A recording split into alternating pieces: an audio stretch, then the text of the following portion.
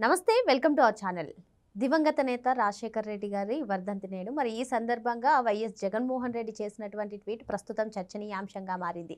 2019 ఎన్నికల ముందు ఒక్కసారి ఛాన్స్ ఇవ్వండి తండ్రి లేని బిడ్డను అంటూ ఆయన చెప్పడమే కాకుండా నవరత్నాలు స్కీమ్స్ మేము ఇంప్లిమెంట్ చేస్తామంటూ అందులో రాజశేఖర్ రెడ్డి గారిది ఇమేజ్ పెట్టడం జరిగింది, లోగోలా యూజ్ చేయడం జరిగింది.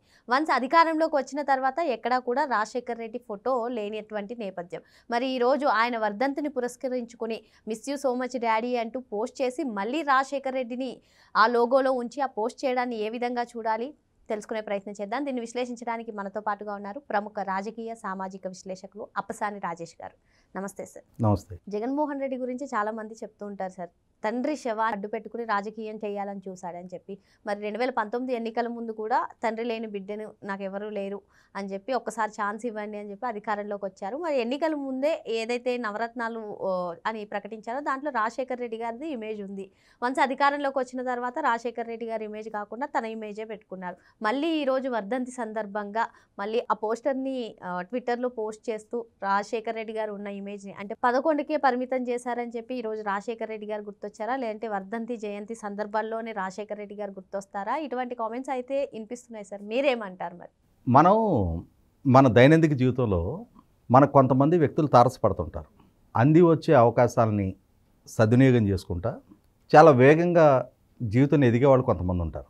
కొంతమంది ఆ అవకాశాలు అందిపుచ్చుకోవటం కోసం అవసరాన్ని మించిన అవకాశవాదాన్ని ప్రదర్శిస్తారు. కొంతమంది మనకి మామూలుగా ఏ రోడ్డు దగ్గర పాట ఆ రోడ్డు దగ్గర పాడతారంటారు కదా, అటువంటి వ్యక్తులు కొంతమంది ఉంటారు. జగన్మోహన్ రెడ్డి చాలా వేగంగా ఎదిగే క్రమంలో ఎన్ని రకాల రంగులు మార్చాలో అన్ని రకాల రంగులు మార్చి ఓసర వెళ్ళి సిగ్గుపడే స్థాయి వ్యక్తిత్వం తనది అని చెప్పని రుజువు చేసుకున్నాడు. అవకాశవాదులకే పరాకాష్ట. కొన్ని రెఫరెన్సెస్ చెప్తా నేను, అంటే నేనేదో ఉత్తగా ఆయన మీద ఒక నింద మోపటం కాదు. ఎందుకు ఆ వ్యాఖ్య చేస్తున్నాను అనేది కూడా నేను కొన్ని సపోర్టివ్ ఇన్సిడెంట్స్ చెప్తాను. నేను ఇతను 2009లో వాళ్ళ నాన్న ముఖ్యమంత్రిగా ఉండగా ఆ నాయన కొడుకుగానే తనకు ఎంపీ పదవి దక్కింది.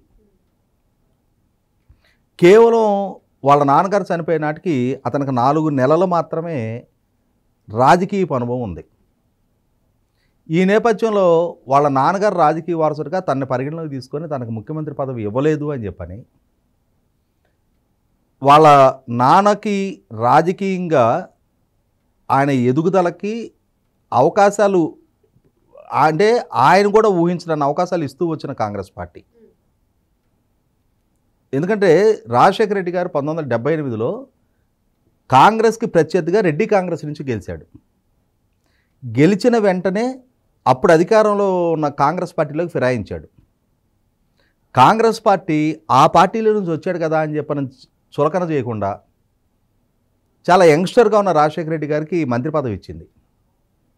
ఆ తర్వాత 2 సార్లు పీసీసీ అధ్యక్షత ఇచ్చారు, ఒకసారి లీడర్ ఆఫ్ ది అపోజిషన్ ఇచ్చారు, 2 సార్లు ముఖ్యమంత్రిని చేశారు, ఆయన కోరుకున్నప్పుడు ఎంపీని చేశారు, ఆయన ఎమ్మెల్యేగా వస్తే వాళ్ళ తమ్ముడిని ఎంపీని చేశారు, ఈయన ఎంపీగా ఉంటే వాళ్ళ తమ్ముడిని ఎమ్మెల్యేని చేశారు. అంటే కాంగ్రెస్ పార్టీ అన్ని రకాల అవకాశాలు వాళ్ళ కుటుంబానికి కల్పించింది. ఆ కాంగ్రెస్ పార్టీ ద్వారా దక్కిన ముఖ్యమంత్రిత్వాన్ని అడ్డుపెట్టుకొని ఈయన 1000 కోట్లు సంపాదించుకున్నాడు. ఈ సంపాదించుకున్న నేపథ్యంలో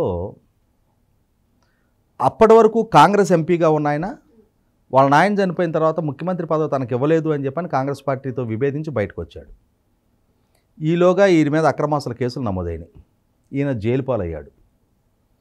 జైలు పాలు అవ్వగానే ఈ జైలుకి వెళ్ళటానికి ముందు కాంగ్రెస్తో విభేదించి బయటకు వచ్చిన తర్వాత కాంగ్రెస్ ద్వారా సంక్రమించిన ఎంపీ పదవికి రాజీనామా చేసి ఈయన ఏర్పాటు చేసుకున్న పార్టీ ద్వారా పోటీ చేశాడు.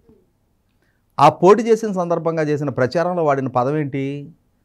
ఇటలీ ఆధిపత్యానికి కడప పౌరుషానికి మధ్య జరుగుతున్న పోరాటం ఇది అన్నాడు. అంటే సోనియా గాంధీ గారిని ఇటలీకి సంబంధించిన వ్యక్తిగా ఈయన ప్రస్తావించాడు. ఆ తర్వాత రోజుల్లో అక్రమాస్తుల కేసులో ఈయన అరెస్ట్ అయ్యాడు. అరెస్ట్ అయ్యి జైల్లో ఉండగా రాష్ట్రపతి ఎన్నిక వచ్చింది. మరి ఆ ఇటలీ ఆధిపత్యం నిలబెట్టిన ప్రణబ్ ముఖర్జీ గారికి జైలు నుంచి వచ్చి ఓటేశాడు. ఎందుకేసావు? అవకాశవాదం. జైలు నుంచి బయటికి రావాలి అని అంటే కేంద్రంలో అధికారంలో ఉన్న సోనియా గాంధీ గారి నాయకత్వంలో ఉన్న కాంగ్రెస్ పార్టీ అండదండలు కావాలి. తన తల్లిని, చెల్లిని, భార్యని సోనియా గాంధీ గారి దగ్గరికి రాయబారానికి పంపించాడు. వాళ్ళ దయాదాక్షిణ్యాలతో బెయిల్ దక్కించుకున్నాడు. బెయిల్ దక్కించుకున్న తర్వాత అప్పట్లో నేషనల్ ఛానల్స్కి ఇంటర్వ్యూలు ఇచ్చేవాడు. రేపటి రోజున ఎన్నికల తర్వాత మీరు ఏ కూటమికి మద్దతు ఇస్తారు అని అంటే, మతతత్వ కూటమికి మద్దతు ఇవ్వను, సెక్యులర్ కూటమికి మద్దతు ఇస్తాను అంటే యూపీఏ, సోనియా గాంధీ గారి నాయకత్వంలో యూపీఏకి మద్దతు ఇస్తాననే అర్థం వచ్చేటట్టుగా, ఎందుకంటే కేసులు ఉన్నాయి, విచారణ జరుగుతూ ఉంది, బెయిల్ మీద బయట ఉన్నాడు, వాళ్ళ అండదండలు కావాలి. కానీ ఎన్నికల్లో కాంగ్రెస్ పార్టీ ఓడిపోయి ఎన్డీఏ వచ్చింది. ఆయన అవకాశవాదం పరాకాష్ట అనమాట. ఈయన రాజకీయ ప్రత్యర్థులుగా ఎన్డీఏ పోటీ చేశారు, తెలుగుదేశం బీజేపీ కలిపి పోటీ చేశారు. ఈయన ఓడిపోయాడు రాష్ట్రంలో. ఈయనకు ఒక 9 మంది ఎంపీలు గెలిచారు. వెంటనే ఎకాఎకిన బీజేపీకి మిత్రపక్షంగా పోటీ చేసిన తెలుగుదేశం పార్టీ ఎంపీల కంటే ముందు ఈయన 9 మంది బృందంలో ఎస్పీవై రెడ్డి గారిని వదిలిపెట్టి మిగిలిన 8 మందిని వేసుకొని ఢిల్లీ వెళ్ళి మతతత్వ పార్టీ అని చెప్పిన నరేంద్ర మోడీ గారిని కలిసి ఆయనకి అభినందన తెలిపి అంశాల వారీగా బీజేపీకి మద్దతు ఇస్తామని చెప్పాడు. నువ్వు అలయన్స్లో భాగం కాదు, వాళ్ళకి ప్రత్యర్థిగా పోటీ చేసావు. అక్కడ వాళ్ళ అలయన్స్ పార్ట్నర్ నీకు రాజకీయ ప్రత్యర్థి తెలుగుదేశం పార్టీ, చంద్రబాబు నాయుడు గారు. ఆయన ముఖ్యమంత్రి, నువ్వు లీడర్ ఆఫ్ ద అపోజిషను. వాళ్ళకి అంశాల వారీగా నువ్వు ఎందుకు మద్దతు ఇస్తానని చెప్పావు? అవకాశవాదం అట్ ఇట్ స్పీక్ అంటారు కదా, కళ్ళ ముందు కనిపిస్తూ ఉంది కదా. ఆ తర్వాత రామ్నాథ్ కోవింద్ గారిని ఎన్డీఏ రాష్ట్రపతి అభ్యర్థిగా ప్రకటించారు. అప్పుడంతే ఆయన ఎన్డీఏ కూటమి పక్షాలైన తెలుగుదేశం, భారతీయ జనతా పార్టీ శాసనసభ్యులను కలవటానికి అని చెప్పని అమరావతి వస్తూ బేగంపేట ఎయిర్పోర్ట్లో దిగాడు. దిగ్గానే బేగంపేట ఎయిర్పోర్ట్కి వెళ్ళిపోయి రామ్నాథ్ కోవింద్ గారు కాళ్ళకి నమస్కారం చేసి విజయసాయి రెడ్డిలో జగన్మోహన్ రెడ్డి ఇద్దరు పోటీలు పడి, నీ ప్రత్యర్థి కూటమి అభ్యర్థి ఆయన, కానీ బహిరంగంగా మీడియా అందరి సమక్షంలో కాళ్ళకి నమస్కారం చేశాడు. నీకు పూర్వ పరిచయం లేదు. ఎందుకంటే రేపు ఆయన రాష్ట్రపతి అవుతాడు, నా మీద పుట్టిన కేసులు ఉన్నాయి, కేంద్ర ప్రభుత్వానికి వ్యతిరేకంగా మాట్లాడటం కన్నా వాళ్ళకి అనుకూలంగా అనుకోకుంటే చాలు, నా అనుకూతనం చూడండి అని చెప్పని కాళ్ళకి నమస్కారం చేశాడు. అలాగే వీళ్ళ నాయన చనిపోయినప్పుడు, నాయన చనిపోయిన తర్వాత రిలయన్స్ వాళ్ళ కుట్రతోటి వాళ్ళ నాయన చనిపోవటానికి రిలయన్స్ కారణం అని చెప్పని వీళ్ళ సాక్షిలో ప్రచారం చేస్తే వీళ్ళ శ్రేణులు రిలయన్స్ స్టోర్స్ మీద బట్టి దాడులు చేశారు. అట్లాంటిది ఈయన అధికారంలోకి రాగానే 2019లో అదే ముఖేష్ అంబానీ గారిని ఇంటికి పిలిపించుకున్నాడు. ఈయన పిలిపించుకోలే, వాళ్ళే మీ ఇంటికి వస్తున్నామని చెప్పాడు. రెడ్ కార్పెట్ వేసి ఇంటికి ఆహ్వానం పలికాడు, భోజనం పెట్టాడు, శాల్వాలు కప్పాడు. వాళ్ళ మనిషి పరిమళనత్వానికి రాజ్యసభ టికెట్ ఇచ్చి పంపించాడు.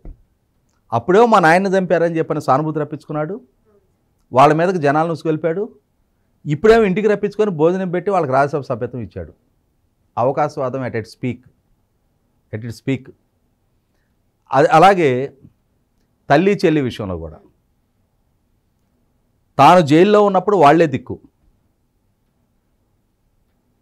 అట్లాంటిది తనకు అధికారం రాగానే తల్లిని చెల్లిని అడగబెట్టాడు. పార్టీ గౌరవజక్షాలుగా ఉన్న తల్లిని పీకేశాడు. చెల్లికినైతే గొంతు పుచ్చుకొని గోడకేసి కొట్టాడంట. ఎన్నికలకు ముందు చిన్నాయన హత్య జరిగితే మా చిన్నాయన చంద్రబాబే కారణం అని చెప్పని గుండెలు బాదుకున్నాడు. తాను అధికారంలోకి వచ్చిన తర్వాత ఆ చిన్నాయనకి అక్రమ సంబంధాలు ఉన్నాయి, అక్రమ సంతానం ఉన్నారు, ఆస్తుల పంపిణీ దగ్గర అక్రమ సంతానానికి ఆస్తులు రాస్తాడేమని చెప్పని ఆయన కూతురు అల్లుడే ఆయన చంపించారని చెప్పని ఈయన సాక్షిని కథనాలు రాయించాడు. అవకాశవాదం ఎట్ ఇట్ స్పీక్.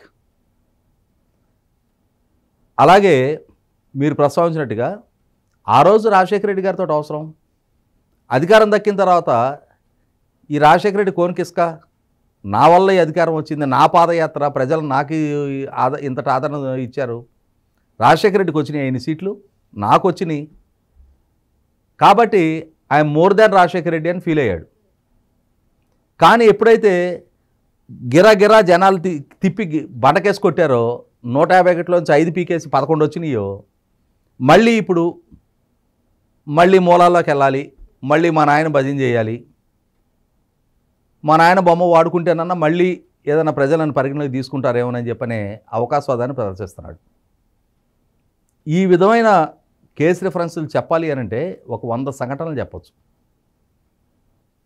ఫక్తు అవకాశవాది 2019 ఎన్నికల తర్వాత తన రాజకీయ ప్రత్యర్థి అయిన నరేంద్ర మోడీ గారు, అంటే ఎన్నికల్లో తనకు ప్రత్యర్థిగా పోటీ చేసిన బీజేపీకి సంబంధించిన నరేంద్ర మోడీ గారు ప్రధానమంత్రి అయితే తిరుపతి ఎయిర్పోర్ట్కి వస్తే అక్కడ ఆయనకు కూడా కాళ్ళకొంగి నమస్కారం చేశాడు. ఆఖరికి ఇప్పుడు తెలుగుదేశం, భారతీయ జనతా పార్టీ కేంద్రంలో, రాష్ట్రంలో అధికార భాగస్వాములు. ఇక్కడ నిత్యం చంద్రబాబు నాయుడు గారి మీద విషం చిమ్ముతూ ఉంటాడు. కానీ ఉపరాష్ట్రపతి ఎన్నికల్లో అక్కడ ఎన్డీఏ కూటమి అభ్యర్థికి మద్దతు ప్రకటించాడు. ఎందుకంటే కేంద్రంలో అధికారంలో ఉన్నారు, వాళ్ళతో ఘర్షణ పడలేని నిస్సహాయ దౌర్భాగ్య పరిస్థితి. కాబట్టి నేను ఇందాక చెప్పినట్టుగా అణిగిమణిగి ఉండాలి, అణుకుగా ఉండాలి. కాబట్టి ఆ అణుకుగా ఉండటం అనేది, అణుకుగా ఉండకపోతే ఏ పరిస్థితులు పరిణామాలు ఎదురవుతాయి అనేది ఆయనకి చాలా స్పష్టత ఉంది. ఇంత లౌక్యుడు, ఇంత అవకాశవాది అయిన జగన్మోహన్ రెడ్డి వాళ్ళ నాయన లోగో ఆయనకు అవసరం అనుకుంటే పెడతాడు, అవసరం లేదనుకుంటే తీసేస్తాడు, మళ్ళీ అవసరం అనుకుంటే మళ్ళీ వాళ్ళ నాయన లోగో తెచ్చి పెడతాడు. రేపటి రోజున వీటన్నిటికంటే మా అమ్మ చెల్లితో అవసరం అనుకుంటే మళ్ళీ వాళ్ళ దగ్గరికి వెళ్ళిపోతాడు, ప్రాధేయపడతాడు, మళ్ళీ వాళ్ళని తీసుకొచ్చుకుంటాడు. కాబట్టి ఏంటంటే జగన్మోహన్ రెడ్డి గారు నేను ఏం చేసినా చలమణవుతాను, నన్ను ప్రజలు ఎవరు గమనించట్లేదు అనుకుంటాడు. కానీ ప్రజలు చాలా విఘ్నులు కాబట్టే 2019లో జగన్మోహన్ రెడ్డి మాటలు ఆటలు చూసిన ప్రజలు ఇక నీ పాలనకి మేమే చరమగీతం పాడుతున్నాం అని చెప్పని మొన్న ముగింపు పాట పలికారు. మరో అంశంతో మళ్ళీ కలుద్దాం. Thank you sir.